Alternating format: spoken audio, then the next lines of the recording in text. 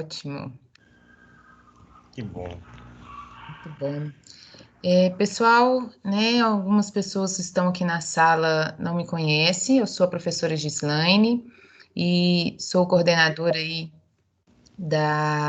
dos cursos da saúde, né, da fisioterapia, da enfermagem, e hoje nós vamos começar aí o nosso curso de primeiros socorros, ministrado pelo professor Marco Aurélio, que depois ele faz as apresentações dele. Pessoal, então gostaria, né, de agradecer a participação de vocês, né, agradecer aí a disponibilidade do professor Marco Aurélio por ter cedido o tempo, né, e ministrar esse curso para vocês. É um curso, assim, de grande validade para a profissão, né, para a vida profissional de vocês. Porque primeiros socorros, né, não só para gente da área da saúde, mas eu acho que isso deveria ter ensino fundamental, né, Marco? Também concordo, Gislaine. Acho que todo mundo precisaria ter um pouquinho de noção sobre esses primeiros socorros, porque é coisa básica, coisas simples que fazem diferença, né? Justamente, né? São coisas assim muito básicas e que qualquer pessoa, né, pode estar efetuando, né? Às vezes até um posicionamento ou nem colocar a mão numa vítima, né? Saber dessas situações é de grande validade aí, né? Numa pessoa, né? Numa vida que a gente pode estar salvando, né? Então, assim, Exatamente. aproveita ao máximo desse curso. Eu falo para vocês que a gente, né, quando a gente está na área na profissão mesmo, às vezes, se a gente não teve nenhum curso, nenhum preparatório, né, de primeiros socorros, a gente fica um pouco perdido, né, dependendo da área que vai atuar, o que fazer, né? Então, assim, aproveita o máximo do curso, façam todas as técnicas, né, que o professor vai estar passando para vocês. Tirarem as dúvidas, né, Marco? Aproveitar esse tempo, que são 2 dias de curso, e para vocês aproveitarem bastante aí. E falando, né, são 2 dias de curso, vocês vão ter aí um certificado, né, de horas complementares, só que esse certificado só vão receber quem participar dos 2 dias, tá? Então, hoje, no final do curso, né, de hoje, o professor vai estar disponibilizando um link, tá? E vocês vão preencher esse link, vocês têm meia hora depois da palestra para estarem preenchendo o link. Preencheu, aí amanhã participem novamente, preencham o link, aí sim a gente vai estar disponibilizando os certificados digitais para vocês, tá? Mas é importante que preencham todos os 2 links. Se não estiver preenchido, né, os 2 links, não vão receber aí o certificado, tá bom? Então, tem alguém aqui que não é aluno nosso aí da faculdade? Do Pitágoras? Eu vi que tem gente do Barreto, tem gente de Contagem. Tem Boa alguém? noite. Boa noite. Eu me chamo Nayane, eu sou da Faculdade de Pitágoras Contagem e faço fisioterapia. Nayane, muito bom. Seja bem-vinda aí. Muito obrigada. E agradeço pela oportunidade. Maravilha. Você está em qual período, Nayane? Eu passei para o 6º período. Para o sexto? Isso. Então, mas você estava de manhã ou à tarde? Ou à noite? Eu estava de manhã, agora tivemos que ter uma mudança lá e mudamos todos para a noite. Vocês foram para a noite, né? Não. É porque Algum. eu tive com a turma, né, do 5º período do semestre passado, mas era da noite. Ah, sim. Mas assim, o ensino lá é muito bom e vocês são excelentes professores também. Ai, obrigada. A gente fica muito feliz, né, Marco? Exatamente. Ficamos mesmo, né? Obrigado. Ouço falar muito bem. Ai, muito obrigada, viu, Nayane? Eu que Seja agradeço. bem-vinda aí. Muito obrigada. Aproveite ao máximo. Obrigada. Pessoal, então, né, vou tomar muito tempo aí do professor Marco, não. Tem muito assunto para ser falado hoje, né, Marco? Temos muita coisa para a gente conversar hoje, Gislaine. Esses assuntos mais, né, desses acidentes que infelizmente podem acontecer, né? Então, para a gente discutir um pouquinho sobre isso hoje. Não, ótimo. Daqui a pouquinho, Marco, eu vou te encaminhar aí, tá? O link para você disponibilizar para eles, tá? Ótimo. Mas eu estou aqui no stand-by, pode chamar a qualquer momento, tá bom? Ok, combinado, Gislaine. Também vou rever aí os primeiros socorros, porque, falar a verdade, viu? Mesmo a gente estando na área, às vezes é bom a gente estar aí discutindo com outro profissional para estar atualizando sempre. Exatamente, porque tem coisas, né, que se a gente fica muito tempo sem ver, a gente acaba esquecendo alguma coisa. Então é Justamente. bom a gente rever, né? Sempre. Sempre, com certeza. Marco, brigadão, viu? Até daqui a pouco. Eu que Beijos. agradeço, Laine. Beijo, obrigado. Nada. Meninos, então, boa noite para vocês. Como a Gislaine me apresentou, né? Meu nome é Marco, sou professor na Faculdade Pitágoras, lá na Unidade Barreiro. Então, sou enfermeiro de formação. Então, lá na Faculdade Pitágoras, no Barreiro, dou aula para os cursos de enfermagem e também para os cursos de fisioterapia. E hoje e amanhã, né, vou acompanhar vocês aí nesse nosso curso de primeiros socorros. Então, eu já vou disponibilizar aqui a apresentação para vocês, compartilhar aqui minha tela. E vocês podem ficar à vontade, se tiverem alguma dúvida, alguma questão, podem me chamar, podem levantar a mão, escrever no chat, qualquer questão, que eu vou sempre estar olhando para tentar responder vocês, tá? Então podem ficar à vontade mesmo para que nós tenhamos nesse papo e que realmente vocês consigam absorver aí essas informações de primeiros socorros, que são fundamentais para todos nós enquanto profissionais de saúde, né? Ô, Marco, Oi, desculpa Gislaine. interromper, mas você falou o chat, eu acho que eles não conseguem acessarem o chat. Ah, é verdade, o chat É é corporativo. Então, corporativo, é verdade. só levantar as mãos, né? Tem uma mãozinha aí na barrinha onde que liga o microfone, liga a câmera. Aí tem uma mãozinha que é levantar a mão, levanta a mão, que aí você aciona eles para falar. Ok. Isso aí, pessoal, então, né, qualquer dúvida, só levantar a mãozinha, né, fica aqui nessa barrinha, que eu vou passar a palavra para vocês, para retirar essas dúvidas que vocês possam ter, tá bom?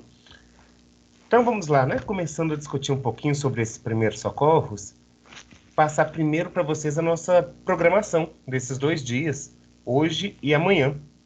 Então hoje nós vamos discutir mais questões relacionadas aos ferimentos, às hemorragias que nós podemos ter, né? Todos nós, e aos acidentes também mais comuns.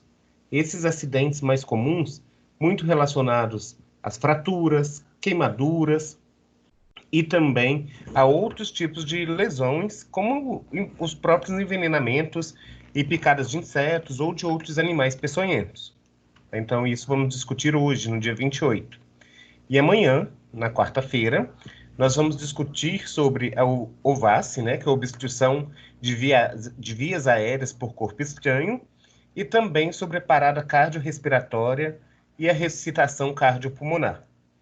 Esses dois temas eu deixei para amanhã, para que eu pudesse, mais uma vez, reforçar com vocês a importância de vocês tentarem conseguir alguns materiais para amanhã, para que a gente pudesse realmente, todo mundo conseguisse realizar um pouquinho da prática em casa. Então, materiais simples. Então, para que a gente possa realizar, por exemplo, a técnica de RCP, né, que é de ressuscitação cardiopulmonar, vocês tentem conseguir uma garrafa PET, por exemplo, uma garrafa PET de 2 litros e encher ela de água, tá? Para a gente utilizar amanhã no nosso encontro. Também, se vocês tiverem em casa, uma boneca que simule um bebê, tá? Para que a gente possa também realizar esse atendimento em caso de obstrução de vias aéreas e também no caso de parada cardiorrespiratória em crianças. Tá? Então, se vocês puderem, se vocês conseguirem esses materiais para amanhã, será bem legal que vocês também conseguirão realizar essa prática. De todo modo, eu vou demonstrar aqui para vocês, né? Mas é sempre bom a gente colocar a mão também na massa, sentir realmente, né, realizando a técnica.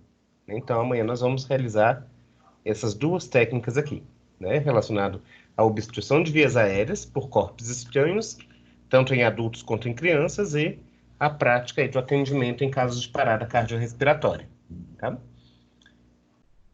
Então, esses nossos primeiros socorros, na maior parte das vezes, eles estão relacionados ao atendimento pré-hospitalar, né, que nós também podemos chamar de APH, né, que é o tratamento, então, imediato e provisório, iniciado a um acidentado ou um doente, geralmente, né, no próprio local, para garantir sua vida e evitar agravamento das lesões.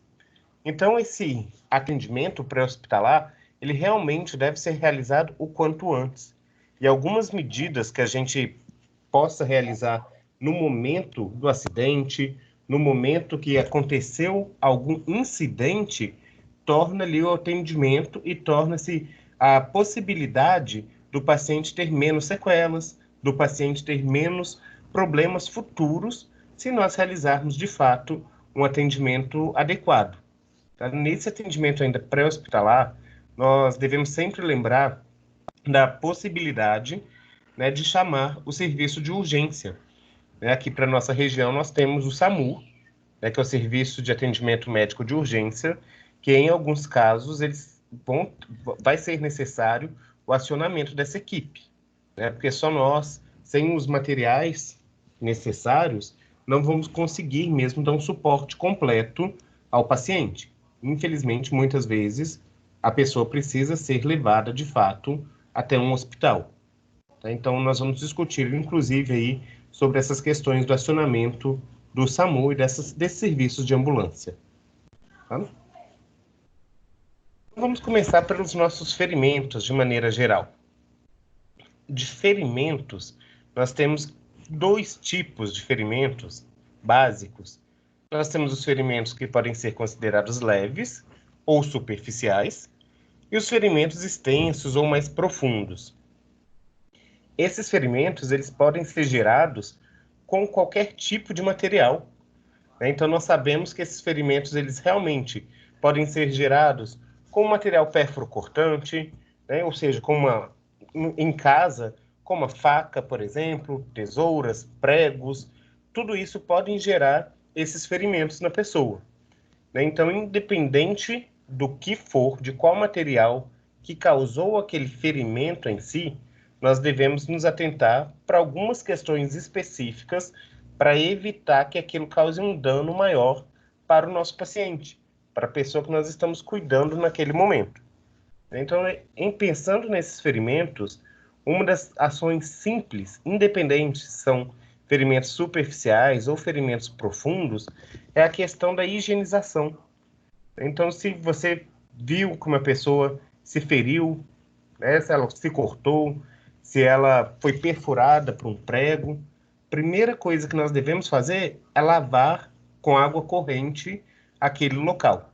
Tá? Então, água, sabão, para realmente tentar eliminar a quantidade de micro-organismos que possam estar ali em contato com aquele ferimento. Né? E, posteriormente, nós vamos ali também tentar estancar o sangramento, se houver esse sangramento. Né? E aqui também, nesses ferimentos, nós também já podemos começar a pensar um pouquinho relacionado às próprias queimaduras. Nós vamos discutir um pouquinho de queimaduras um pouco à frente, mas aqui é muito importante, porque nós temos queimaduras superficiais, queimaduras mais leves, e também temos queimaduras mais profundas. Então, nós temos que realmente começar a pensar um pouco por esse lado, em especial nesse momento, por causa do isolamento social, esse distanciamento que nós estamos vivendo, muitas crianças em casa, então tem um risco maior dessas crianças, inclusive, se acidentarem no ambiente da cozinha. Às vezes, nós esquentamos água, gorduras, e deixamos o cabo da panela virado para fora. Se a criança acidentalmente encosta, ali pode gerar um ferimento grave nela, né? E algum tipo de queimadura, como nós vamos ver a seguir. Né? Então, nesses ferimentos, de maneira específica, quando nós vamos pegar o ferimento leve ou superficial, então, a primeira coisa, como eu já tinha dito para vocês, nós devemos lavar esse ferimento, né? Com água e sabão. Então, água abundante, tá? Muita água, água corrente, lave bem. Água e sabão sempre é a melhor coisa a se fazer nesse primeiro momento. Né? Segundo ponto é a gente proteger esse ferimento com uma gazinha, né? De preferência uma gaze estéreo, né? Mas muitas vezes nós podemos não ter gaze guardado em casa. Se não tivermos, podemos utilizar uma espécie de pano limpo. É um pano que foi lavado, passado, que está limpo ali, para proteger aquele ferimento de qualquer outro micro-organismo, enfim, de qualquer outra exposição que ele possa ter. Né?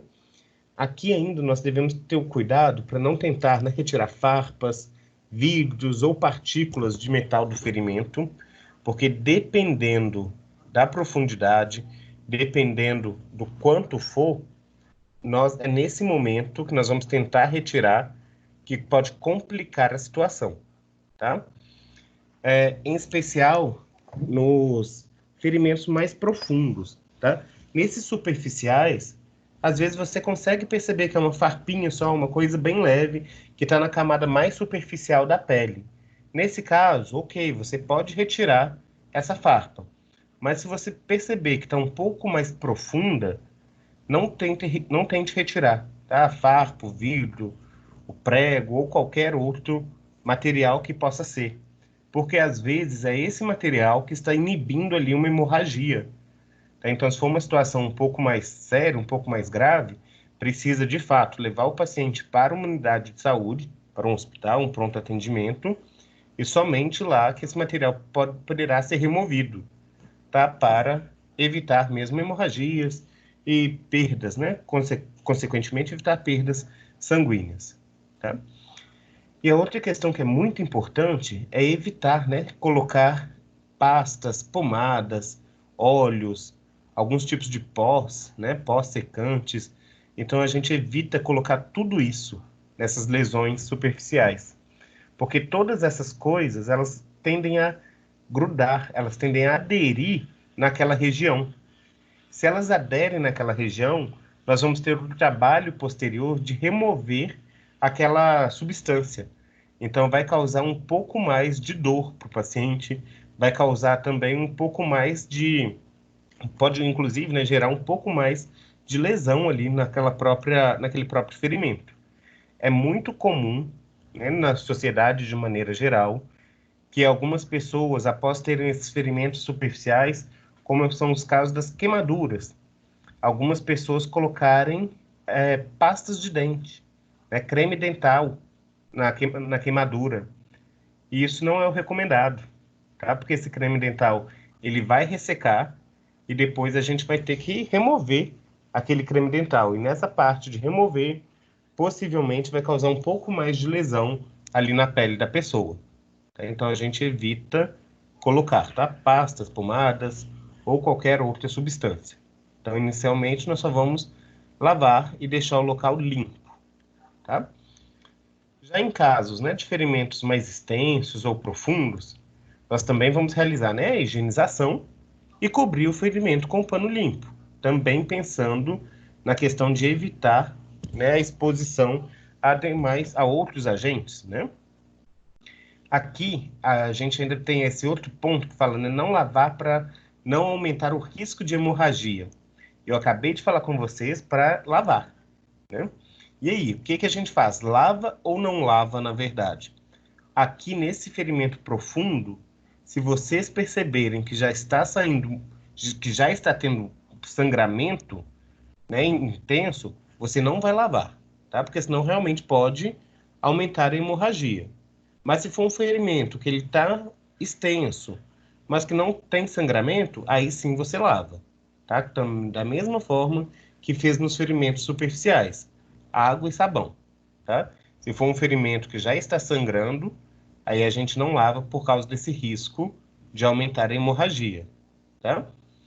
Da mesma forma, lá dos ferimentos superficiais, nós também não devemos remover os objetos, né, fixados no ferimento, também pensando naquela questão, porque às vezes esses objetos é quem podem estar segurando ali algum vaso sanguíneo e, consequentemente, evitando alguma hemorragia maior, né? Então, vocês já podem ter visto em alguma reportagem, em alguma notícia, pelas próprias redes sociais, de alguns pacientes que sofreram acidentes mais graves no trabalho, na vida mesmo pessoal, que chegaram ao pronto atendimento, às vezes com uma faca, com um vergalhão, introduzido em alguma parte do corpo, e saíram de lá bem.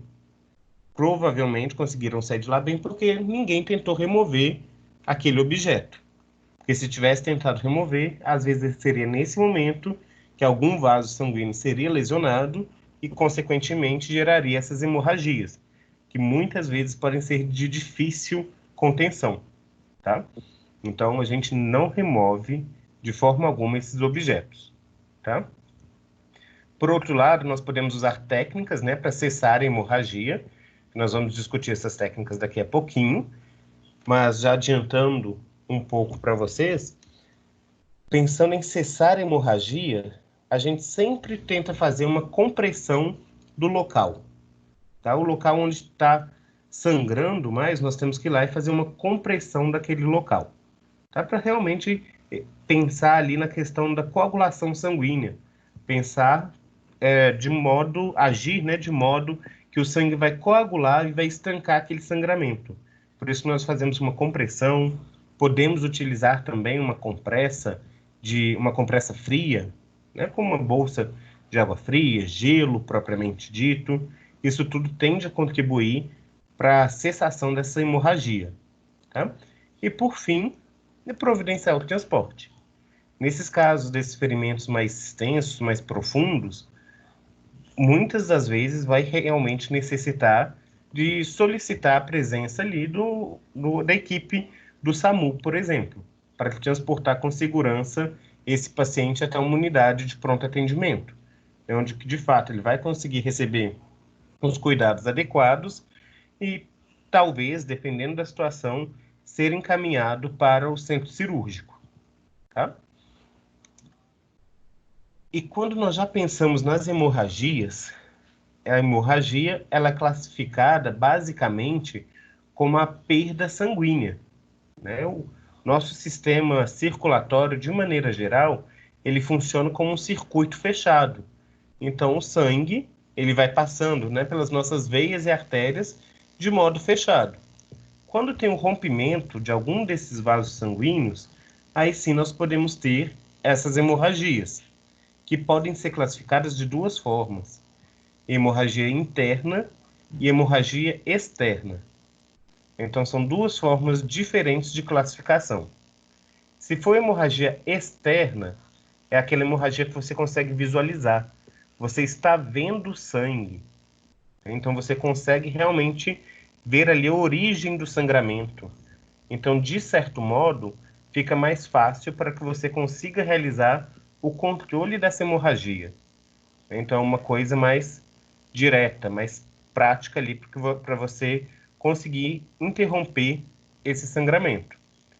Já nas hemorragias internas, elas podem ser um pouco mais difíceis de percebermos percebermos os seus sinais ali. Um paciente, por exemplo, que está tendo uma hemorragia interna, ele pode ter uma redução da pressão arterial, pode apresentar uma palidez. O local onde está tendo a hemorragia interna pode ficar mais edemaciado, pode ficar mais inchado, vai ter uma certa tensão naquele local. Por exemplo, se o paciente está tendo uma hemorragia interna na região abdominal, então é comum que o abdômen da pessoa fique tenso. Então, se você for tentar palpar o abdômen da pessoa, você vai sentir que o abdômen está duro, tá? Então, isso são sinais de hemorragia interna, que podem ser bem complicadas e requer ali um atendimento imediato. Então, nesses casos, o paciente realmente precisa ser encaminhado para o serviço de pronto atendimento o mais rápido possível, tá? Pensando, né, nessa questão da hemorragia interna, nós devemos ainda manter, né, o paciente calmo, deitado e com a cabeça de lado. Essa cabeça lateralizada é para facilitar o processo respiratório, tá? Então é importante que a gente mantenha o paciente com a cabeça de lado para garantir que a via aérea esteja aberta, tá? Então, um ponto importante. A segunda questão é aplicar compressas frias ou gelo no local da suspeita de hemorragia interna. Então, se você está suspeitando de hemorragia interna na região abdominal, coloque uma compressa fria, coloque gelo nessa região abdominal. Porque essa compressa fria e esse gelo vai estimular uma vasoconstrição naquela região. Ou seja, vai reduzir o calibre dos nossos vasos sanguíneos e, consequentemente, o paciente pode ter uma perda menor de sangue ali naquele local. Tá? Então, isso é bem importante, se você tiver esse material disponível, né? Compressa fria ou gelo. Também nós podemos afrouxar as roupas do paciente, né, porque se ele tiver com alguma roupa apertada principalmente, pode favorecer ali a hemorragia. Então nós afrouxamos as roupas desse paciente, né? Providenciar o transporte urgente. Então, nesse caso, o paciente realmente precisa, né, ser transportado para o hospital o mais rápido possível e não devemos, de forma alguma, oferecer líquidos ou outros alimentos para o paciente. Tá? Infelizmente, algumas pessoas, né, por não ter esse conhecimento, não ter essa discussão que nós estamos tendo agora, podem pensar em dar água para o paciente, pensando ali em acalmá-lo, mas esse líquido pode fazer mal para o paciente. Como que esse líquido, esse alimento poderia fazer mal? O paciente ele vai engolir aquilo e aquele líquido, o alimento vai ficar no estômago. Com o passar dos minutos ali, né, com o passar do tempo e o paciente continuando tendo hemorragia, vai ter pouco sangue sendo direcionado para a região do estômago, onde os líquidos e os alimentos que você possivelmente deu para o paciente estaria. Então, o paciente ainda poderia ter uma indigestão naquele momento. Então, por isso que não é indicado oferecer líquidos e alimentos para o paciente em caso de suspeita de hemorragia, tá?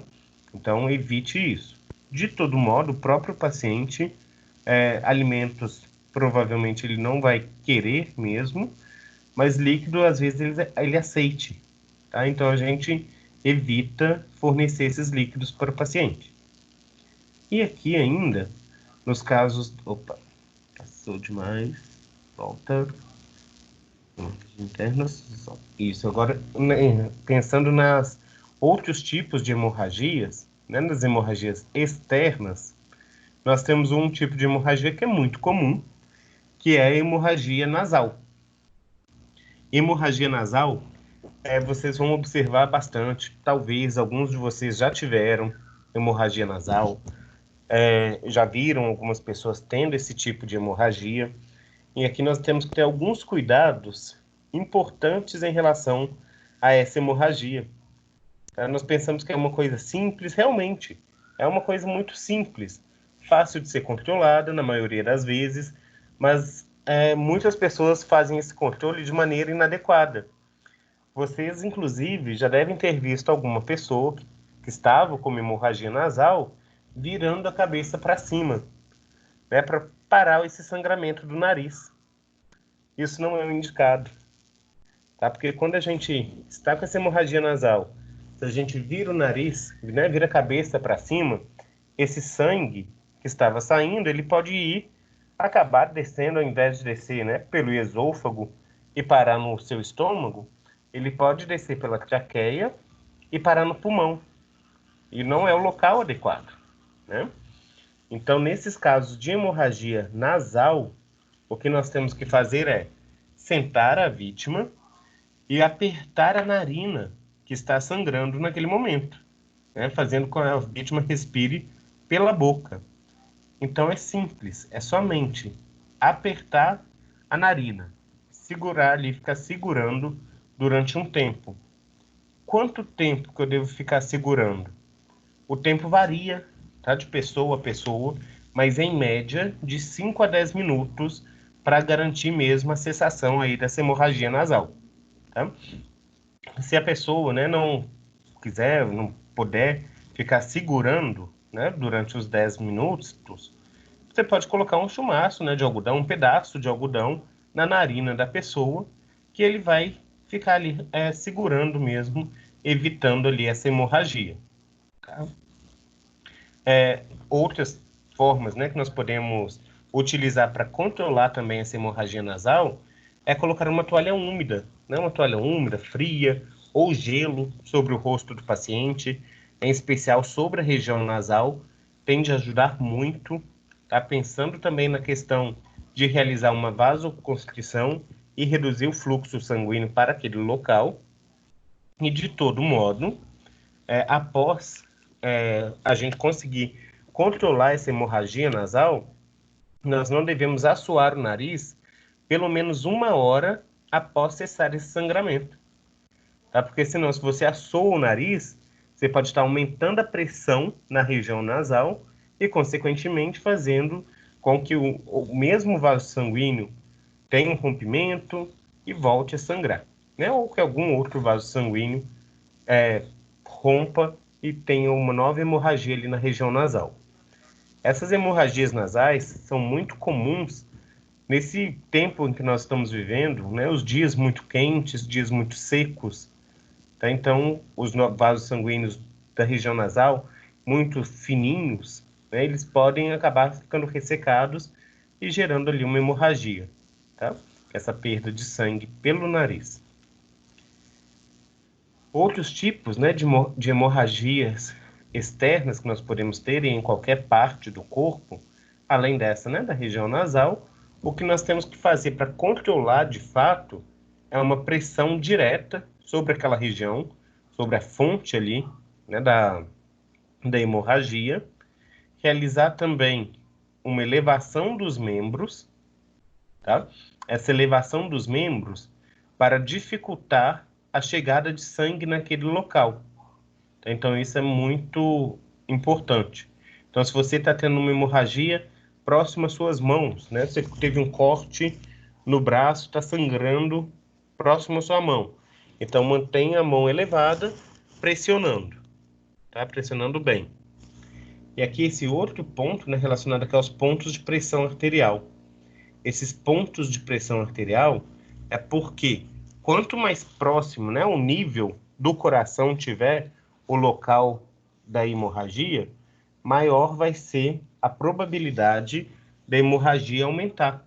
Então, por isso que a gente eleva o membro, tá? Que elevando o membro vai tentar reduzir a pressão naquele local e, consequentemente, pode fazer com que reduza a hemorragia. Então, nós conseguimos ter esse controle de hemorragia de forma mais rápida, né? Não coloquei aqui, mas poderia ter colocado também, né, de aplicar uma compressa fria, gelo no local, né? Você fazendo uma pressão ali com a compressa fria, com gelo, também tende a ajudar a controlar essas hemorragias externas, né? E esse outro ponto é o torniquete. O torniquete, ele é um ato hoje muito questionado, se ele deve, de fato, ser realizado ou não. De todo modo, eu coloquei aqui para vocês, porque em situações de emergência, ou seja, quando o paciente ele realmente está com um risco iminente ali de vida, nós já devemos pensar um pouco nessa possibilidade, tá? Mas é somente nesses casos mais graves, tá? O torniquete, de maneira geral, no dia a dia, nós não vamos utilizar, porque quando nós realizamos o torniquete, nós estamos interrompendo o fluxo de sangue daquela região em diante. Então, vou dar um exemplo. Se eu tive um acidente, cortei meu braço, né, nessa região do antebraço. Se eu faço um torniquete aqui na região, né, próximo ao cotovelo, eu não vou estar mandando sangue para o meu braço inteiro, né, para o antebraço, para a minha mão. Consequentemente, a hemorragia vai estar controlada? Sim, ela pode estar controlada. Mas, por outro lado, como meu antebraço e minha mão também vai ficar sem receber sangue, eu posso acabar tendo uma perda desses tecidos, né, do antebraço e da mão. Por isso que o torniquete hoje em dia não é tão recomendado mais, tá? Mas em situações extremas, aí sim, como eu vou mostrar para vocês em uma imagem a seguir ali, né?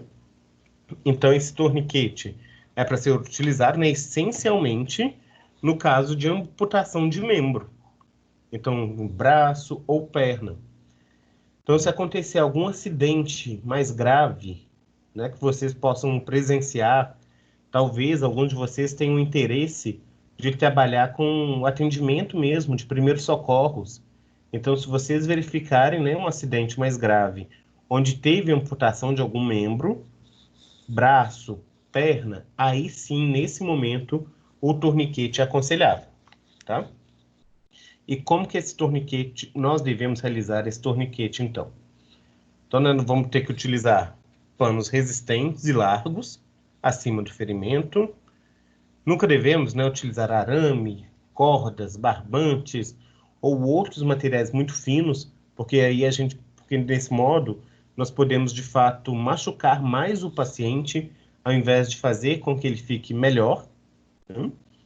Nós devemos também desapertar ali gradualmente a cada 10 a 15 minutos, quando notar, né, que a extremidade do paciente está fria ou está ficando arroxeada demais, e não tirar do lugar caso pare a hemorragia. Porque se você percebeu que a hemorragia parou, não tente tirar o torniquete, porque senão a hemorragia vai retornar. E aqui na imagem que eu coloquei para vocês, só mostrando como que ele pode ser realizado. Então, em casos, né, de amputação do braço, por exemplo, né, de braços e pernas, então somente nesses momentos, nós podemos colocar, né, uma compressa, um pano mesmo no braço do paciente embaixo, para proteção, e um outro pano amarrando aqui. Pega um pedaço de pau, de madeira, um graveto, enfim, o que você tiver, e vai rodar, tá? Vai fazer esse movimento circular, torcendo mesmo, para que desse modo você tenha interrompido aqui o fluxo sanguíneo. E aí vai fazer com que o paciente pare de ter as hemorragias, né? Por outro lado, quando você tem disponível um aparelho de pressão, você pode fazer o torniquete utilizando o próprio aparelho de pressão. Então, você coloca o manguito no membro do paciente, seja no braço ou na perna amputada, e vai insuflar esse manguito, tá? A fim também de interromper o fluxo sanguíneo e controlar essa hemorragia. Porque, né, que nesses casos é recomendado, nesse caso de amputação em acidentes, é recomendado o uso do torniquete. Porque quando acontece um acidente dessa forma, se você não fizer nada para controlar essa hemorragia rápido, o paciente pode perder uma quantidade significativa de sangue também de forma muito rápida e acabar entrando numa situação um pouco mais crítica, que é o chamado choque. É o choque, nesse caso, o choque hipovolêmico que o paciente pode ter. Então, nós também devemos ficar atentos a isso, tá? Então, é nesses casos que nós vamos focar, né? Por isso que devemos realizar o torniquete nessas situações, tá? Então, é uma situação específica, tá? Fora isso, lembrem que não devemos realizar o torniquete. E a outra questão que é muito comum nesses casos de primeiros socorros é relacionado aos desmaios.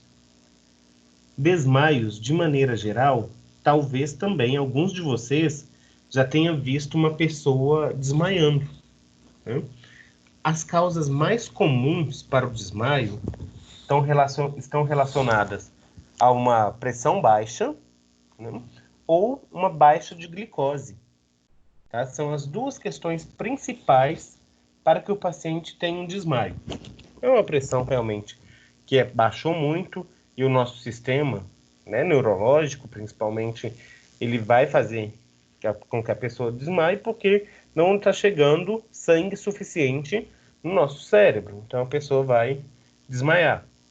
Ou a questão, né, da glicose, que está muito baixa, que o sistema neurológico também ele entende que ele tem que preservar os órgãos nobres, em especial o próprio sistema nervoso central, coração, pulmão.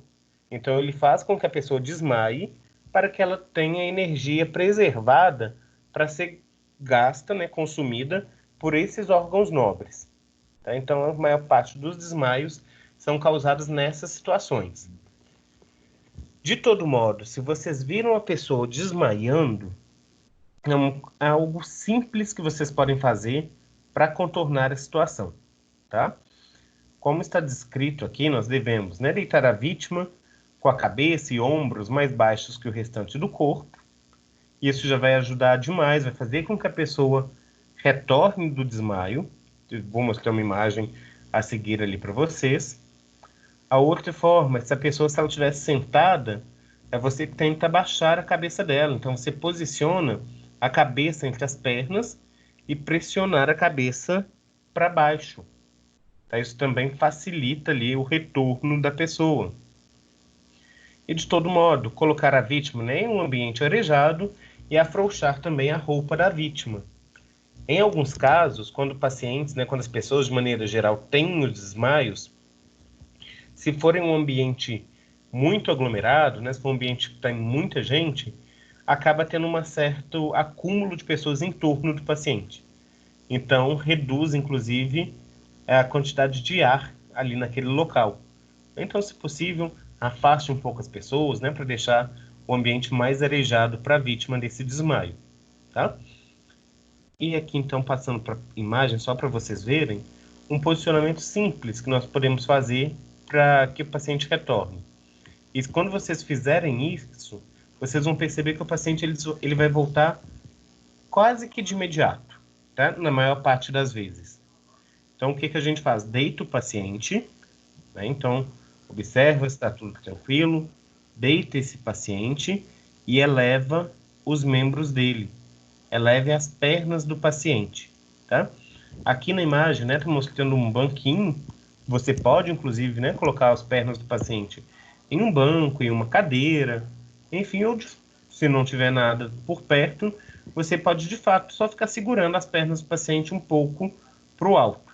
Rapidinho esse paciente vai retornar do desmaio, tá? Se for um desmaio causado por essas duas coisas que são mais comuns que eu disse para vocês, né? A pressão baixa ou a glicose baixa. Quando nós fazemos isso, de elevar os membros do paciente, nós estamos favorecendo o retorno venoso. Ou seja, estamos fazendo com que o sangue que estava localizado nos pés, nas pernas, né, nos membros inferiores de maneira geral, eles cheguem ao coração mais rápido.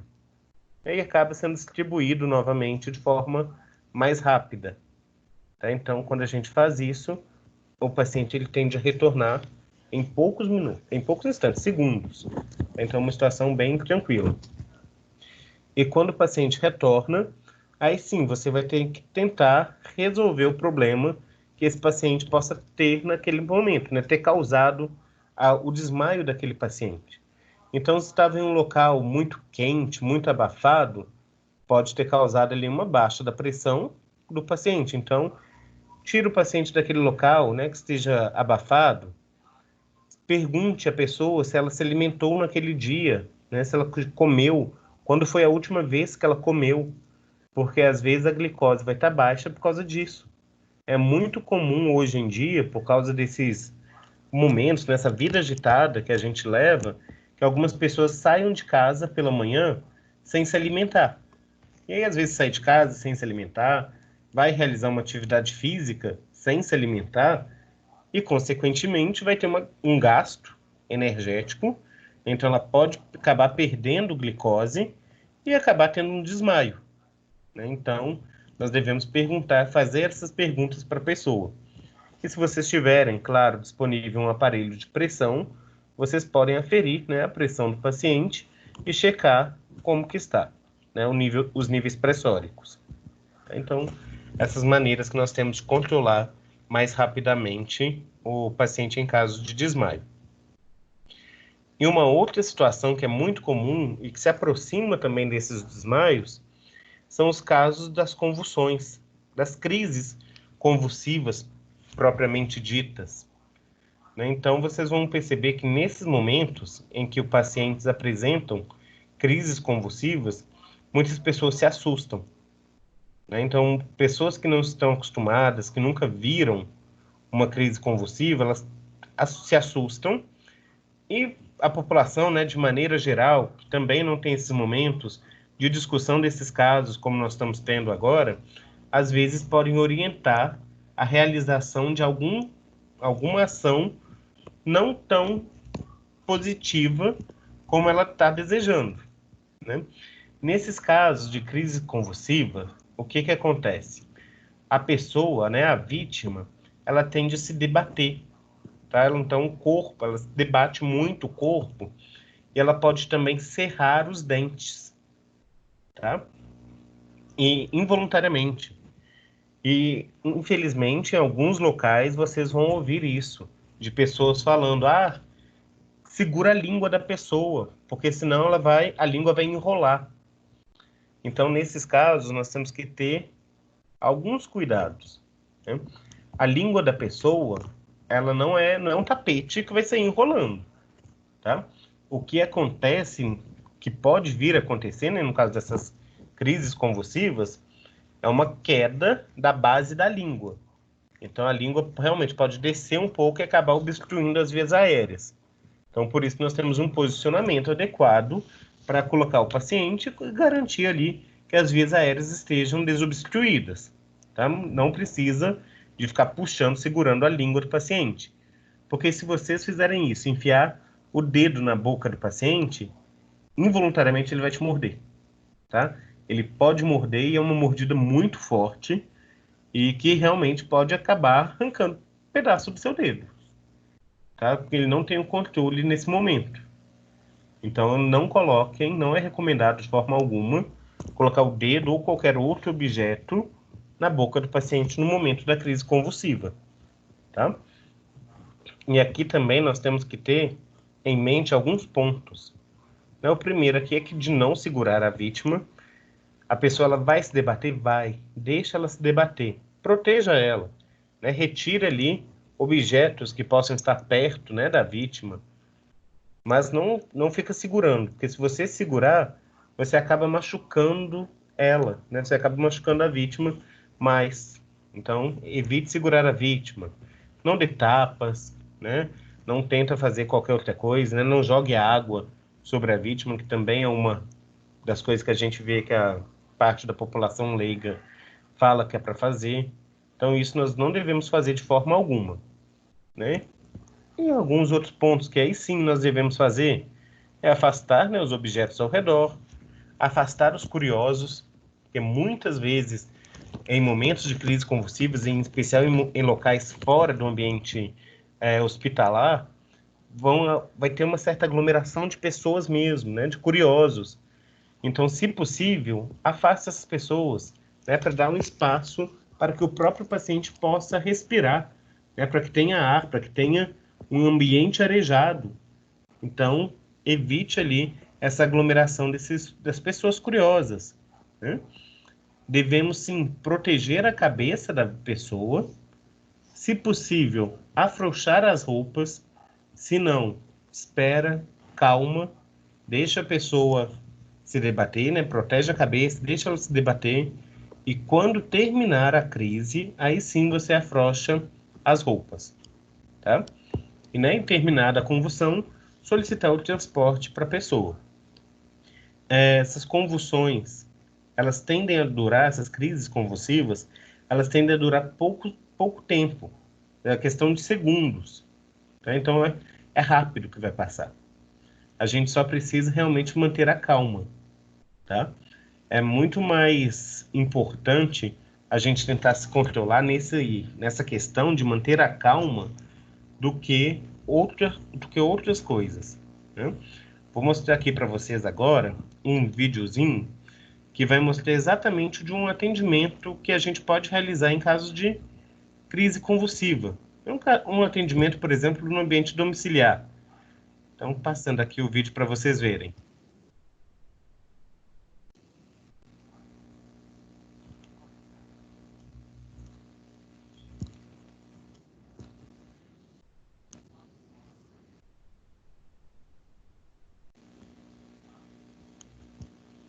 O paciente no dia a dia, né, de forma normal, e ela começou a ter a crise convulsiva.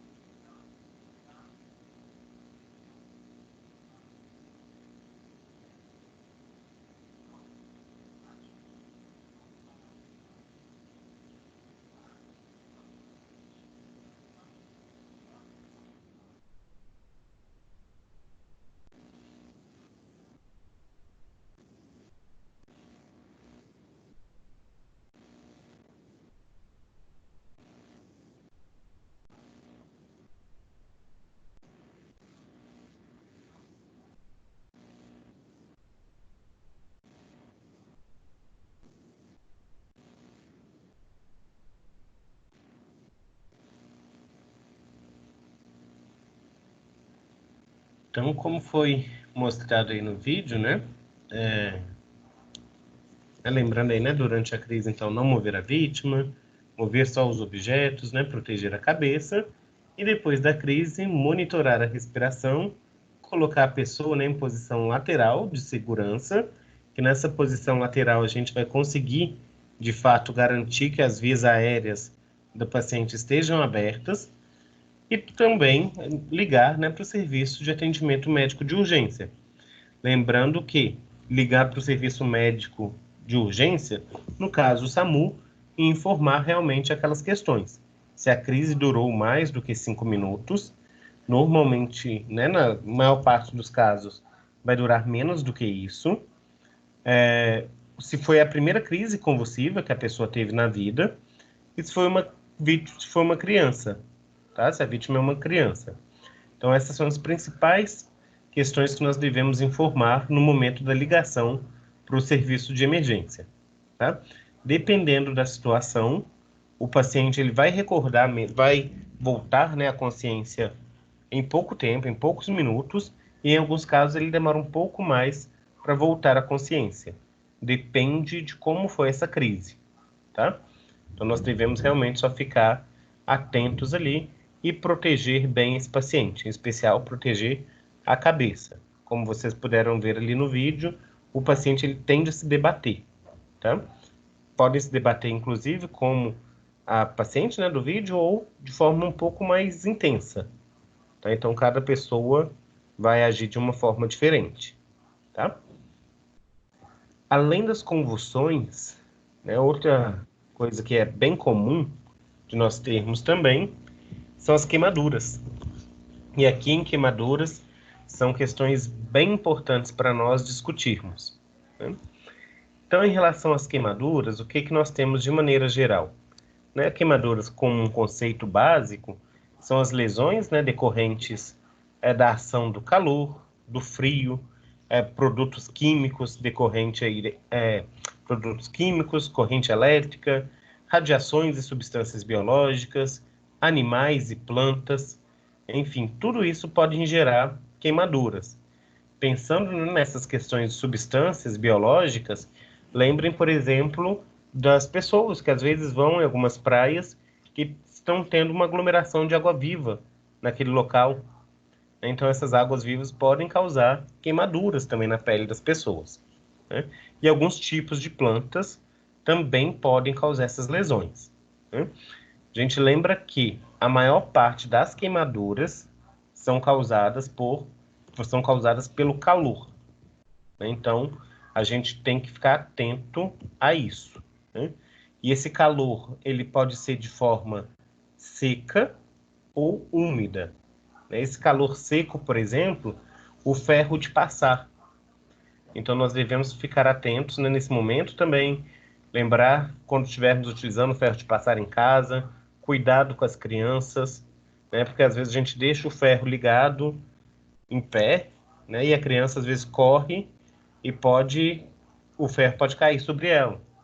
Então, a gente tem que tomar esses cuidados mais básicos, tá? Lembrando também que as queimaduras causadas pela corrente elétrica tendem a ser queimaduras graves. Então, é um outro ponto, um outro cuidado que temos que ter atenção. Então, evitar qualquer movimento, né, qualquer ação mais próxima da rede elétrica, enfim, para evitar, de fato, essas queimaduras que possam ocorrer. De certo modo, as queimaduras elas também podem ser classificadas em 3 níveis, tá? Queimaduras de primeiro, segundo e terceiro graus, né? Então, as queimaduras de primeiro grau são as queimaduras mais simples, né? Que elas tendem a causar lesões superficiais na pele. Então, daqui a pouco vou mostrar uma imagem para vocês, onde vai estar diferenciando a queimadura de primeiro, segundo e terceiro grau. Mas, de certo modo, essa do primeiro grau, o paciente ele tende a apresentar vermelhidão naquele local da queimadura, uma dor local que é suportável, né, vai depender ali da quantidade, né, da área afetada pela queimadura. E uma das questões que são importantes é que nessa queimadura de primeiro grau não há formação de bolhas na pele do paciente. Então, tende a ficar somente avermelhado e dolorido aquela região, tá? Mas não tende a formar bolhas. Então, é uma das características dessas queimaduras de primeiro grau, que já diferencia da queimadura de segundo grau. Porque na queimadura de segundo grau, as lesões elas são um pouco mais profundas, né? Na queimadura de primeiro grau, basicamente falando, tende a atingir a camada mais superficial da pele. Então, tende a pegar mais região de epiderme. Aqui na queimadura de segundo grau, ela já tende a atingir as camadas mais profundas da pele. Então, tende a pegar também a parte da derme. Então, por isso que vai trazer um pouco de complicações a mais.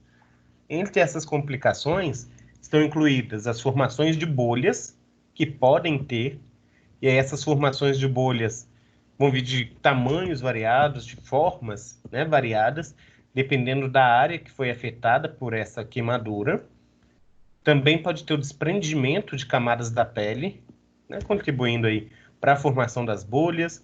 Então, de difícil recuperação, né, a gente percebe que essa queimadura de segundo grau, ela demora mais para se recuperar. O paciente sente uma dor, inclusive, maior, né, que a dor e a ardência locais, né, de intensidade variável.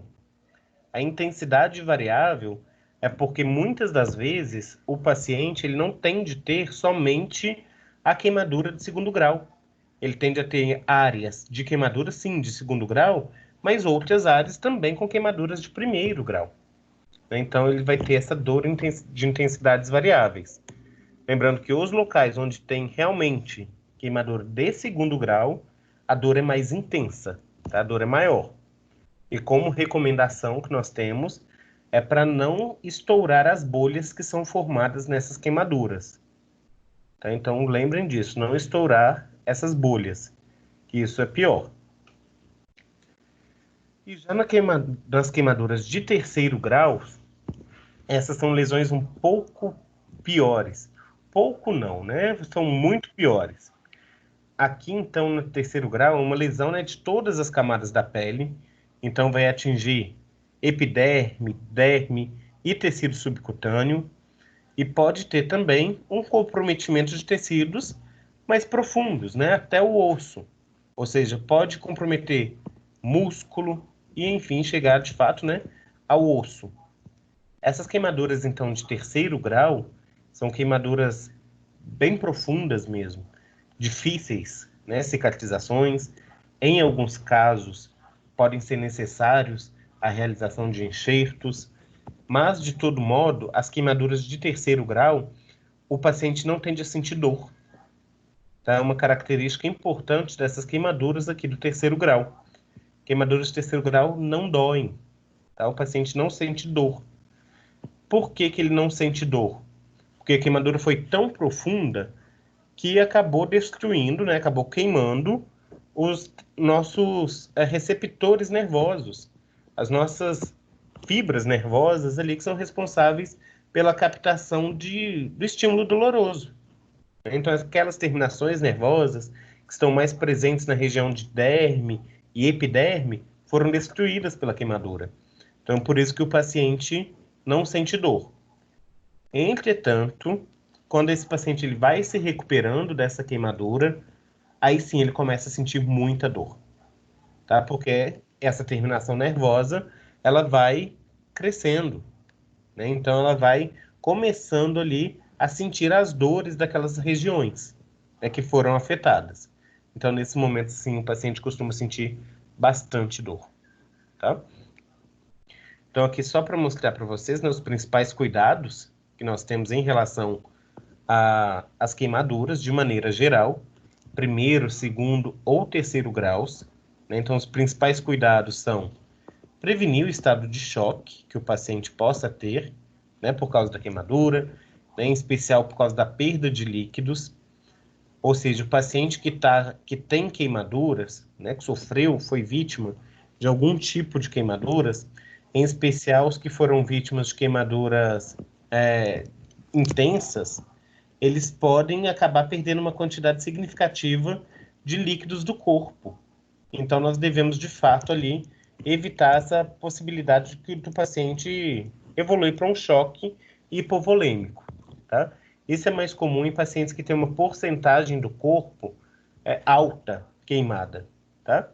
Essa questão de porcentagens do corpo, né, queimado, nós podemos inclusive discutir um pouquinho sobre isso amanhã, mas varia, tá? Diferencia, melhor dizendo, de crianças e adultos, mas esses casos são específicos dos chamados grandes queimados, né? Então, nesses grandes queimados, a gente lembra, né, um caso recente, mais recente, que ocorreu na creche, em Janaúba, né, com aquelas crianças. Então, muitas daquelas crianças foram transferidas, inclusive, para cá, para Belo Horizonte, para o Hospital João 23, que é uma referência nossa, estadual, para o tratamento de queimaduras, onde eles receberam todo o tratamento adequado, né? Então, pensando também nessa prevenção desse estado de choque. Um outro cuidado que é super importante é o controle da dor. Como as queimaduras doem muito, em especial de primeiro e a de segundo grau, que vão ter uma dor muito maior, então a gente pode utilizar alguns métodos para controlar essa dor do paciente, né? E, de todo modo, evitar a contaminação. Evitar a contaminação se torna um ponto muito importante, porque nas queimaduras, de maneira geral, o que ocorreu? A remoção da camada da pele. E a pele é a nossa camada protetora, né? Então, a pele, ela tem uma das funções da pele é proteger o nosso corpo contra os micro-organismos. Se essa barreira foi queimada, a pessoa ela vai ficar mais susceptível a infecções. Então, nós devemos evitar ali as contaminações. Dependendo do tipo de queimadura, da quantidade do corpo que foi afetada pela queimadura, o paciente vai precisar de realizar alguns curativos, em especial utilizando, né, algumas pomadas especiais para isso e mantendo aquele local enfaixado. Mas isso vai depender de cada caso. De maneira geral, a primeira recomendação que nós temos em caso de queimadura é também para lavar a região com água fria, né? Água da torneira mesmo, abundante. Então, se vocês queimaram em casa, por exemplo, estavam mexendo na cozinha e acabaram encostando uma panela quente ou qualquer outra coisa do tipo, corram e liguem a torneira, tá? Coloquem a parte, né, do corpo afetada embaixo da torneira. Essa água fria, ela tende a impedir ali a evolução da queimadura. Então, é isso que a primeira recomendação que a gente tem, tá? Então, água fria no local da queimadura, tá? E a atenção, né, que nós temos que ter de não aplicar óleos, loções, né, ou outras substâncias em queimaduras externas, né, como a gente já falou, que é muito comum que as pessoas aí, né, passem, por exemplo, creme dental. Então, evitem passar qualquer coisa nessas queimaduras, tá? Não é recomendado, devido ao risco, né, de contaminação, a necessidade, às vezes, de retirar alguma parte, né, que ficou aderida ali naquele local, porque vocês vão ver que a outro cuidado que nós temos que ter no domicílio é de não retirar nada que ficou aderido na queimadura. E esse não retirar nada que ficou aderido na queimadura é porque, às vezes, a pessoa ela pode ser vítima de, por exemplo, um plástico que estava quente, derretendo, que caiu na pele da pessoa e pode ter ficado aderido na pele. Então, em casa, não é recomendado retirar.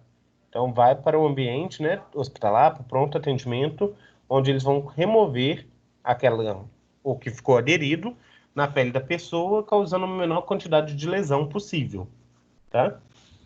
A outra recomendação, né, de não furar as bolhas e evitar também tocar nas queimaduras, né? Evitar ficar tocando, encostando mesmo nas queimaduras por causa das questões relacionadas à dor, né, que o paciente pode sentir, e além da dor propriamente dita, o risco de contaminação. Então a gente evita isso, tá? E ainda pensando um pouquinho, né, nessas questões de queimadura, só mostrando aqui a imagem para vocês, a queimadura então de primeiro grau, então só a região que fica um pouco mais avermelhada, fica dolorida. Na queimadura de segundo grau, a região já fica também com a presença de bolhas, né? Pode ter um desprendimento ali das camadas da pele, por isso que vai gerar, né, a presença dessas bolhas, que nós lembrem que não devemos estourar, né? E as queimaduras de terceiro grau que são mais profundas, ou seja, podem atingir realmente até os músculos, os ossos, enfim, é uma questão um pouco mais delicada. Aqui ainda nessa imagem a gente percebe que aqui o centro, por exemplo, é caracterizado como uma queimadura de terceiro grau, mas aqui nos lados a gente observa algumas bolhas, que seriam queimaduras de segundo, e mais ao redor a gente observa somente a área avermelhada, onde seriam as queimaduras de primeiro grau. Então, em um desses casos, né, de grandes queimados, o paciente pode apresentar exatamente igual está aqui na imagem. Aqui no centro, inclusive, ele não sente dor, porque foi removido todas as terminações nervosas, mas ele pode sentir dor ao redor todo, tá? Porque são queimaduras do segundo e terceiro e primeiro graus, tá bom? Outras questões, né, relacionadas propriamente dizendo a essa exposição ao calor, né, nós temos a insolação, né, e a intermação. Então são questões aí que a gente observa muito durante o verão, né, mas nesses dias que nós estamos tendo, que estão ficando muito quente também, a gente observa que algumas pessoas podem acabar adquirindo, né, tanto insolação quanto intermação. Então, o que é uma coisa e o que é a outra, né? A insolação vai ser uma ação direta dos raios solares. Então, quando aquela pessoa ela fica, de fato, exposta ao sol. Então, a gente observa muito quando as pessoas elas vão para a praia, por exemplo, e ficam no sol durante o dia inteiro. Então, elas podem ter a chamada insolação. Ou, por outro lado, qualquer pessoa pode ter a chamada intermação, que é uma ação indireta desses raios solares. Ou seja, quando a pessoa está abrigada do sol. Ela fica ali, ela tenta se esconder do sol, mas de toda forma ela recebe aquele calor, né? Então vai receber essa ação indireta desses raios solares.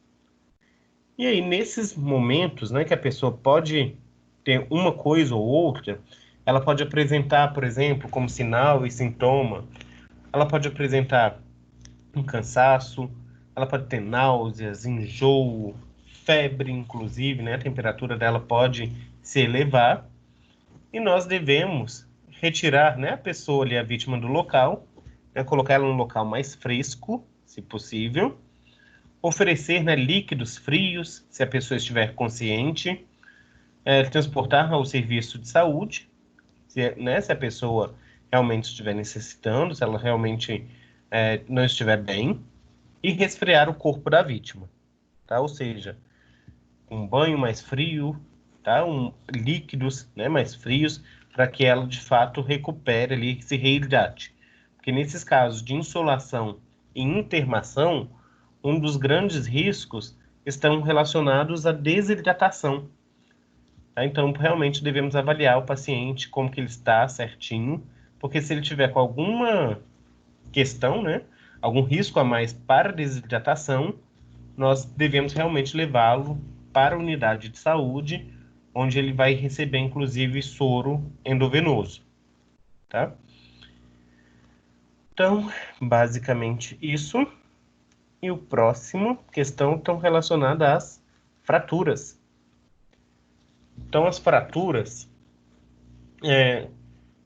ocorre, né, quando o osso propriamente dito se quebra, e esse osso que se quebra pode ser de duas formas, né? Nós podemos ter a fratura fechada ou a fratura exposta, né? A fratura fechada, de certo modo, ela acaba sendo mais fácil de ser recuperado, né? O paciente conseguir se recuperar. Isso, na verdade, vai depender do osso que foi afetado, vai depender da idade do paciente, do estado nutricional, enfim, tem diversos fatores envolvidos. Mas, de todo modo, então, a fratura fechada é quando o osso do paciente quebra, mas fica dentro do membro, ele não sai. Já a fratura exposta, como está sendo demonstrado aqui na imagem, o osso quebrou e parte do osso é projetada para fora. Ou seja, chega até cortar mesmo estrutura muscular, a pele, e realmente é colocado para fora. Então, nós conseguimos observar. Independente da fratura, seja ela fechada ou exposta, o paciente tende a sentir muita dor. É porque no nosso próprio osso, nós também temos terminações aqui nervosas que faz com que nós tenhamos sensibilidade, né? Nessas fraturas expostas, a dor, vocês podem imaginar, que é muito maior, né, pelo fato desse rompimento do músculo e também das camadas da pele, né? Nesses casos específicos, muitas vezes são necessárias a realização de cirurgias, colocar algumas peças especiais nos ossos, enfim. Então, o paciente, né, seja fratura fechada ou exposta, necessita ser encaminhado para o serviço de pronto atendimento, onde ele vai receber um atendimento ali de um ortopedista. É porque mesmo se for uma fratura fechada, esse membro ele precisa ser imobilizado. Então, o paciente, na maior parte das vezes, se for um braço, a perna, por exemplo, o paciente ele precisa ser engessado, né, ter esse membro engessado.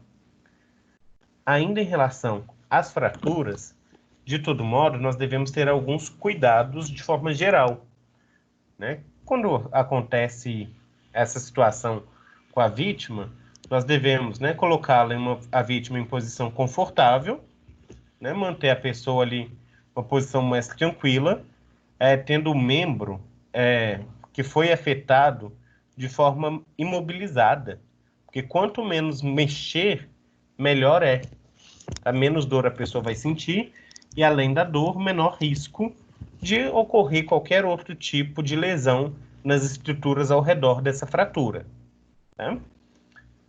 O outro ponto, né, que é dispor o local, cortar ou remover as roupas da vítima, né, para que realmente tenha esse acesso ao local da fratura. Então, vai ter que, sim, cortar ou remover as roupas da vítima, controlar as hemorragias, né, e cobrir as feridas antes de imobilizar. Então, nós devemos controlar a hemorragia daquelas formas que nós já falamos, utilizando uma compressa fria, por exemplo, pressionar, fazer uma leve pressão ali no local, né, dessa hemorragia, e cobrir, né, as feridas antes de imobilizar e providenciar a remoção da vítima, né, levar a vítima, de fato, até o ambiente hospitalar. Ainda, nós devemos, né, imobilizar, né, o membro afetado, o membro fraturado, melhor dizendo, e para realizar essa imobilização, nós podemos utilizar pedaços de madeira, né, como uma tala, tábuas, jornais, revistas, panos, enfim, algum material que vai, de fato, deixar aquele membro fraturado do paciente imóvel, imobilizado mesmo, para que se evite piora, né, naquela situação até a chegada ao hospital, tá? Então, se algum de vocês já teve uma fratura na vida, vocês sabem que é uma situação dolorosa, né, que é ruim, quanto mais mexe, pior fica. Então, realmente tem que imobilizar para chegar no hospital, retirar uma radiografia e verificar o real estado para saber certinho como que o paciente pode ficar, né? Se esse paciente vai receber somente uma injeção, se o paciente somente vai ser engessado ou se vai ser recomendada a realização de uma cirurgia, tá? Não devemos, de forma alguma, fazer massagem no local, né? Porque se a gente fizer massagem no local, além de dor, né, que o paciente pode estar sentindo, nós podemos piorar a situação da fratura propriamente dita, afastar, né, as estruturas ósseas fraturadas, e também não devemos amarrar no próprio local da fratura, né? Se você for realmente utilizar algo para imobilizar, você vai amarrar mesmo, fixar, mas nas extremidades, não no local da fratura, né? E de forma alguma tentar colocar o osso da pessoa no lugar, tá? Então isso a gente não tenta de maneira alguma, tá? Então, em qualquer caso suspeito, a gente evita ter esse tipo de ação, tá? Coisas parecidas que nós podemos realizar são nos casos de luxação, entorse e contusão, né? Então, nessas situações, a gente deve tratar como se fosse um caso de fratura mesmo.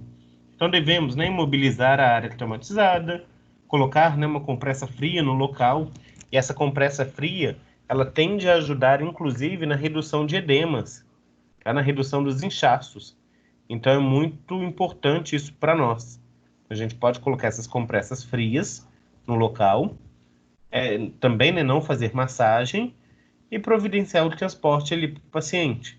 Porque, dependendo da situação, né, vai ser necessário levá-lo ao pronto atendimento também para realizar uma radiografia, para verificar se realmente só foi um entorse, uma luxação ou contusão, e não mesmo uma fratura. Tá? Então, nesses casos, a gente deve avaliar individualmente cada caso, tá? E se for realmente, não é só um entorse, uma luxação, uma contusão, e o paciente estiver apresentando um edema naquele membro, por exemplo, se a pessoa teve um entorse na região dos pés, na região, né, do tornozelo, do calcanhar, o recomendado é imobilizar, né, a região, colocar também uma compressa fria e, se possível, a pessoa ficar em repouso com os pés elevados, tá? Para reduzir o edema, né, reduzir esse inchaço e possivelmente fazer com que esse paciente recupere de forma mais rápida, tá? Por fim, né, o acidente ocular, que também pode vir a acontecer. Então, em alguns casos, o paciente pode ter contato com algumas substâncias nos olhos, né? Então, alguma coisa possa respingar nos olhos do paciente. Então, alguns cuidados básicos que nós temos que ter, né? Que é lavar o olho com água, né? Ou soro fisiológico em abundância. Então, você tem que lavar muito bem, lavar bastante mesmo. Se acidentalmente, né, acabou tendo algum corpo estranho no olho e que ele não saiu com a pessoa lavando, né, abundantemente, não tente remover esse corpo estranho. Tá? Então, a pessoa tem que ser transportada, né, para o atendimento médico, então tem que ir para o serviço de emergência para ser avaliado certinho que corpo estranho é esse, para verificar a melhor forma de remover sem causar uma lesão maior ocular, tá? E de toda forma, né, nós devemos proteger os olhos do paciente. Então, nesses casos, o recomendado mesmo é lavar os olhos. Água abundante, né? Água ou soro fisiológico, tá? As questões relacionadas, né, ao envenenamento ou intoxicação. Então, nesses casos, a gente tem também que ficar atentos e manter a calma, é a questão principal, né? Não tomar as medidas, né, sem consultar um profissional, porque dependendo do veneno, dependendo da intoxicação, são formas diferentes de realizar o tratamento, mas nesses casos a rapidez ela é essencial, né? Quanto mais rápido o paciente chegar na unidade de pronto atendimento, melhor vai ser para ele. E nós devemos, de toda forma, então, remover a vítima, né, ao serviço de saúde imediatamente.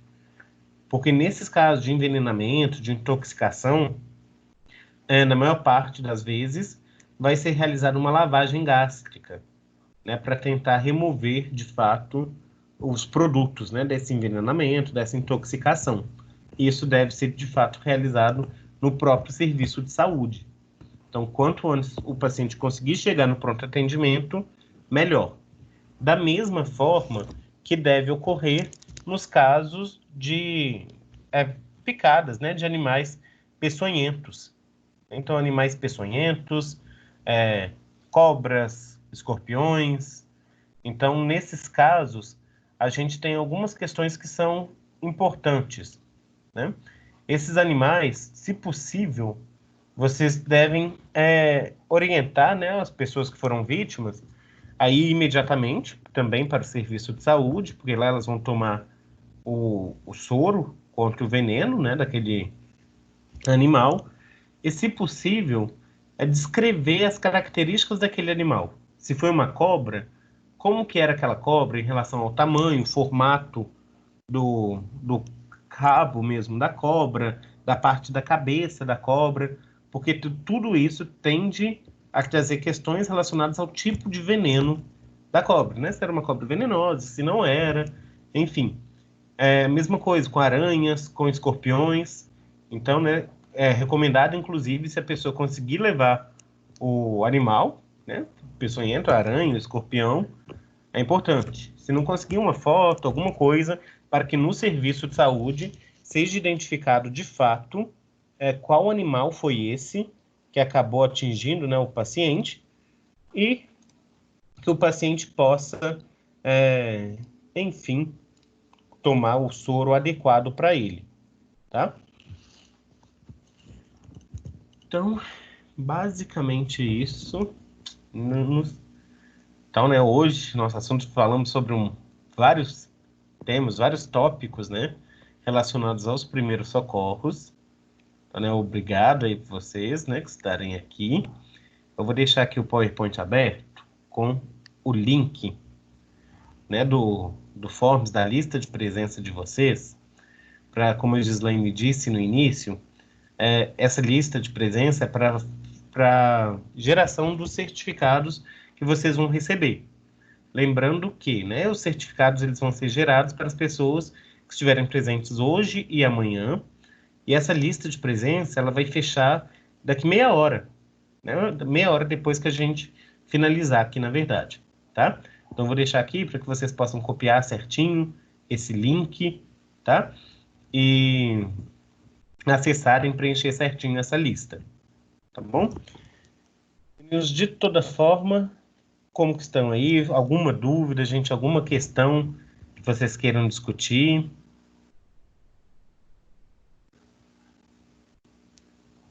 Alguém? Ficou tudo tranquilo? Deu para compreender tudo certinho? Tranquilo. Tranquilo? Então tá bom. Então, ótimo. Oi. Será que tipo assim, aqui não tá dando pra copiar, não. Oi, Marcela? Eu não... O link aqui não tá dando pra copiar. Não estão conseguindo copiar o link? Não, o vídeo assim não. Deixa eu ver, então, uma forma de enviar para vocês esse link. Eu vou... Espera aí que eu vou arrumar uma forma aqui de disponibilizar o link para vocês certinho. Espera aí que eu vou ver se eu consigo. Se eu digitar no chat, vocês não têm acesso. Então, eu vou copiar e vou enviar para vocês. Deixa eu ver por onde que eu posso enviar. O problema Ô, Mar. Oi. Oi, Isadora. Peraí, desculpa aí. Vê se você consegue colocar no chat e eles copiarem, pelo menos copiarem do chat. No chat eles têm acesso para copiar, será? Não sei, tem que dar uma olhadinha. Isso. Eu nunca testei para eles copiarem, não, sabe? Entendi. Marcela, se você puder olhar, por favor, acabei de enviar no chat. Olha se aparece para vocês. Não aparece não. Fala que não tá disponível o chat. Nem para vocês copiarem? Não dá nem pra abrir. Gislaine, Oi. eu tirei foto aqui e eu digitei. Aí já apareceu, já preenchi a lista. É só o pessoal tirar foto e digita. Aí dá. Talvez isso mesmo, né? Dá um print, aí vai e digita para conseguir depois acessar, né? Obrigada, Tânia. Obrigado. Thaís. Thaís, foi uma solução. Nada. Então, meninos, tentem fazer isso. A Thaís já está acostumada, o Marco. Eu chamo ela de Tânia e a Tânia de Thaís, entendeu? A Thaís já acostumou com isso, né? Então, meninos, tentem, né, tirar o print aí, dar uma foto, né, da tela para vocês digitarem certinho o link. O link é pequeno, né? Rapidinho vocês conseguem digitar e para preencher certinho essa lista de presença, tá? Tanto hoje e amanhã nós vamos disponibilizar outro link para vocês, tá? Então lembre, né, que amanhã tentem conseguir a garrafa PET para que a gente possa realmente realizar, né, a prática de RCP. Então vou mostrar para vocês certinho como que a gente faz o atendimento em casos, né, de parada cardiorrespiratória. Também vou mostrar em adultos e em crianças Então, se possível também, se alguém tiver, né, uma boneca em casa, né, de alguma criança, vai ser legal para a gente realizar essas práticas. Então, hoje foi essa parte mais teórica, assim, para amanhã a gente, de fato, ir para a parte prática. Tá bom? Então, meninos, estou aqui à disposição. Se tiver alguma dúvida, alguma questão, vou colocar aqui também meu e-mail, se vocês quiserem, tá? Enviar alguma pergunta, alguma coisa, estou disponível. Deixa eu só escrever meu e-mail aqui para vocês.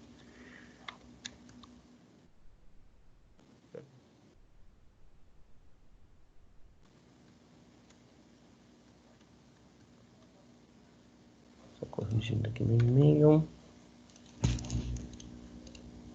Então, prontinho, meu e-mail aqui. E aí, se vocês podem ficar à vontade, tá? Qualquer dúvida, qualquer coisa que vocês tiverem, podem me mandar. Tá bom? Então, quem já conseguiu tirar, né, o print aí para preencher a lista de presença, está, de certa forma, liberado. E a gente se encontra, então, amanhã de novo, às 7h30, para que nós tenhamos essa nossa parte prática mesmo, tá? Propriamente dita. Então, aguardo vocês amanhã. Boa noite, professor. Obrigada. Até amanhã. Boa noite, Marcela. Obrigado eu. Boa noite, muito obrigada. Foi excelente, gostei demais. Que bom, né, Anne? Amanhã vem de novo, a gente tá te esperando. Pode deixar. Até amanhã. Tchauzinho. Até. Tchau.